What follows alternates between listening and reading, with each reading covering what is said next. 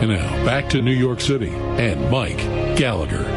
Bragging and unapologetic. I'm ashamed of my feelings and my emotions as a Christian last night when I thought about him undergoing surgery and wondering how much anesthesia they would administer to this monster. I know that in the healing process and in a surgery and in a hospital setting, I suppose anesthesia is part of the process to keep somebody alive, or is it? Maybe if it's just to keep somebody from being uncomfortable, they could have gone a little easy on the anesthesia, because there are plenty of people now whose lives have been turned upside down. The images, the video images, the photographs of the carnage, the mangled bikes, the blood, the severed limbs, the people, the bodies, on a beautiful, beautiful Tuesday afternoon, an area that I drive by every day that I go to work, Chambers, and they call it West Street. Most of us refer to that whole area as the West Side Highway. And I take a left there off the West Side Highway onto Chambers, right at that white bridge, every single day. And speaking of that site and the images that we've seen on the news all over the world, according to the Daily Mail out of the UK, there's a chilling photograph of an ISIS logo on a cell phone that was taken just weeks ago in the exact spot where the Manhattan truck attacker mounted the bike path killing spree. The image was posted 2 months ago. This is according to the respected SITE group, S-I-T-E, which monitors terror activity. The image shows a man holding a cell phone on the corner of Houston and West Street in Manhattan. That's where the killer jumped onto the bike path with his truck and began his nearly mile-long journey of terror.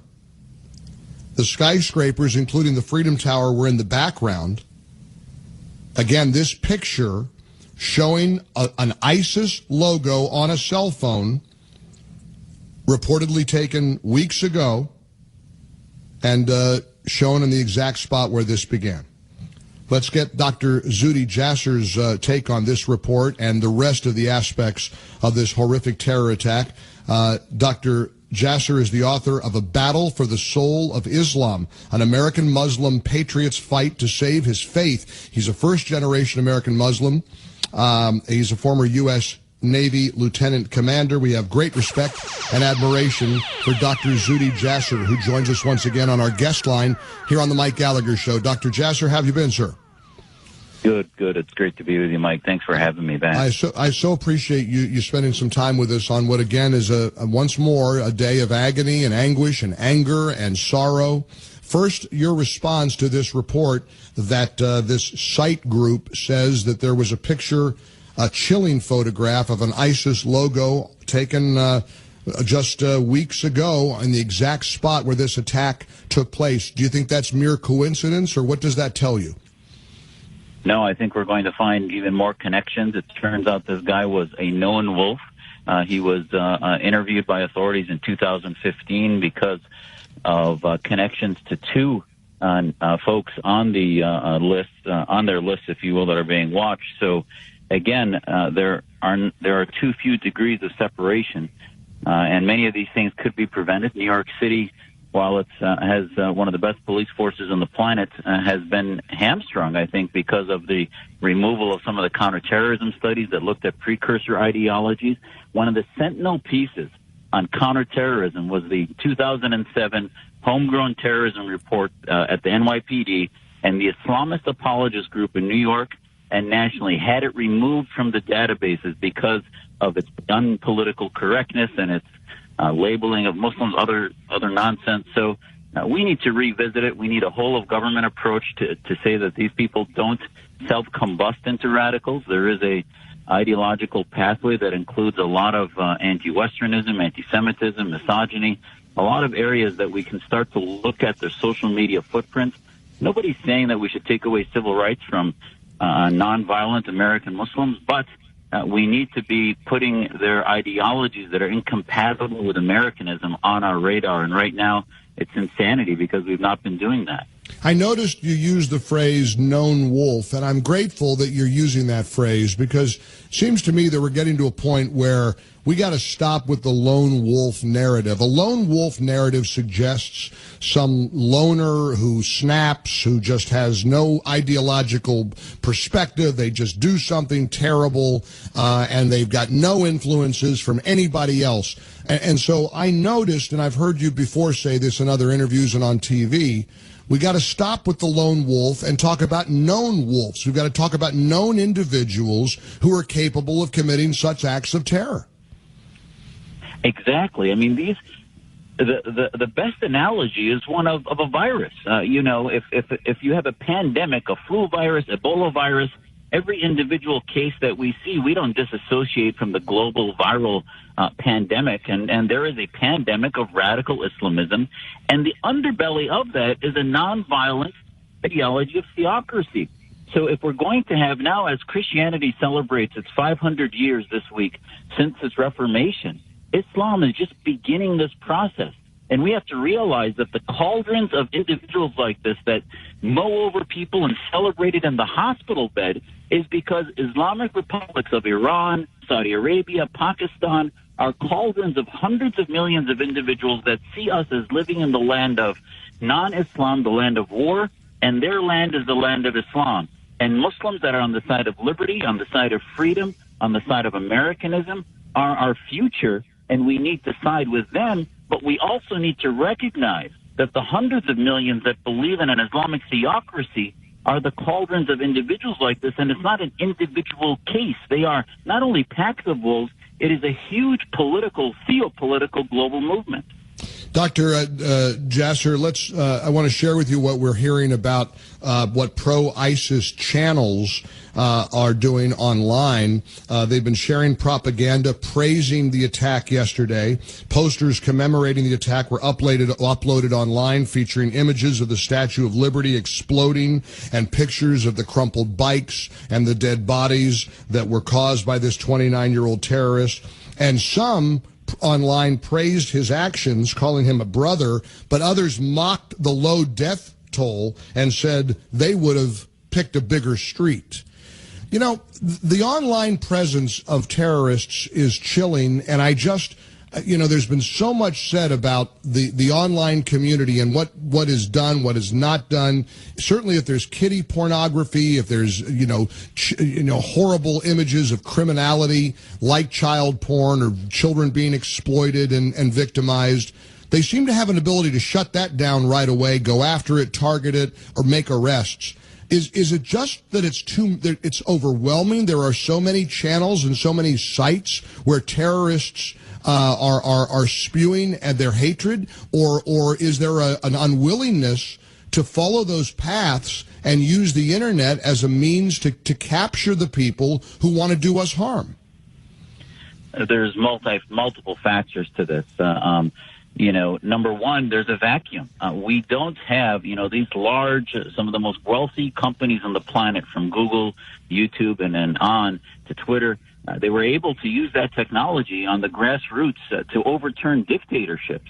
And yet, when we counter terrorism, they're too busy. Yesterday, those execs were testifying in Congress yesterday about Russia connections while ignoring the fact that there's been only a discussion when it comes to radical Islam about how do we find these guys before they put that suicide belt around their waist. No, we need to have a platform to launch not only what we're against, but what we're for. They are doing nothing to empower us. Meanwhile, Facebook has a group of Islamists in Europe that will filter Islamophobia and criticism of Islam, almost acting like a Saudi anti-blasphemy government, rather than helping reformists who really want to treat the disease and start to create platforms where Muslims can be taught online not to want to die for an Islamic State, but rather that we would rather die for America, for freedom, for liberty.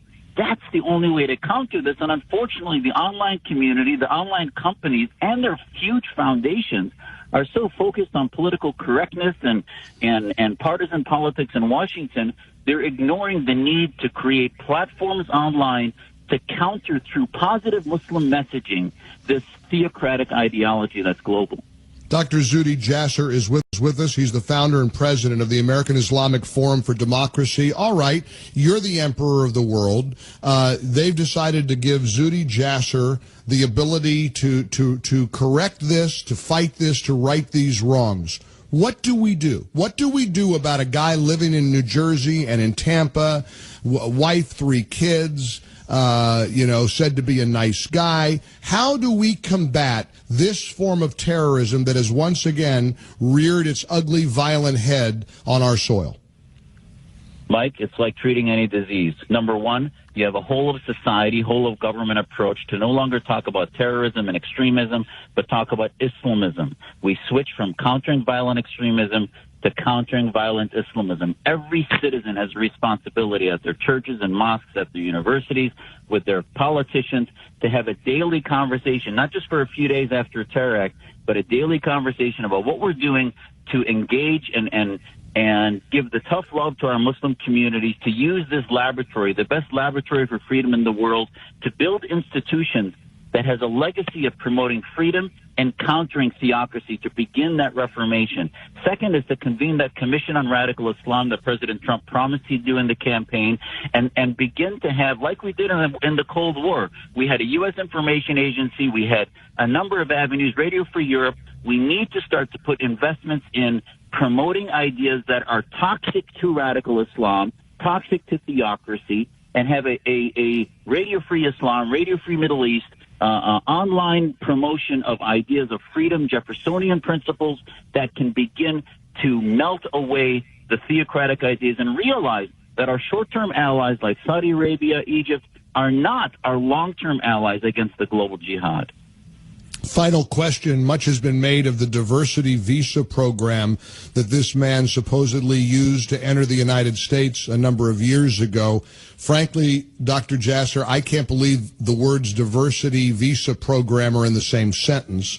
But can you address a program that would, in fact, bring thousands of immigrants into the United States under the guise of diversity? You know, this national fratricide that has turned into, listen, my parents benefited from that, from a program, not a diversity program, but a political asylum program where they were escaping the persecution of the Ba'athists in Syria. So yes, America needs to be that city on a hill, needs to be that refuge for those like Ellis Island seeking freedom from persecution, but it cannot be a place for anyone who wants to come here to destroy us. So we need to have an ideological vetting program that begins to vet whether they are Islamists. They should not be allowed in. If they're supporters of Putin and Russian autocracy or Chinese communist autocracy, they should not be allowed in. If they're supporters of freedom and escaping persecution, we should eventually allow them in. But purely on diversity, which is not ideological diversity, but ethnic diversity, that's not a parameter for being allowed the privilege to come to the United States. But how do you have that? You know, obviously, I mean, I see the image of thousands and thousands of people nodding their heads in agreement all over the country as they hear your words.